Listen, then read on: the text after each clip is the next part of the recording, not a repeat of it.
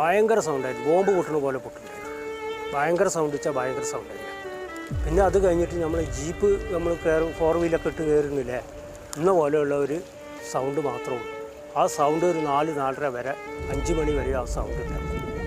അതിൽ മക്കളും കുട്ടികളൊക്കെ ഞങ്ങൾ കൂട്ടിയിട്ട് അവിടുന്ന് ഓട്ടിയോട്ടോ കൂട്ടിയിട്ട് പിന്നെ വന്ന് നോക്കുമ്പോൾ വഴിക്ക് 3 ആന.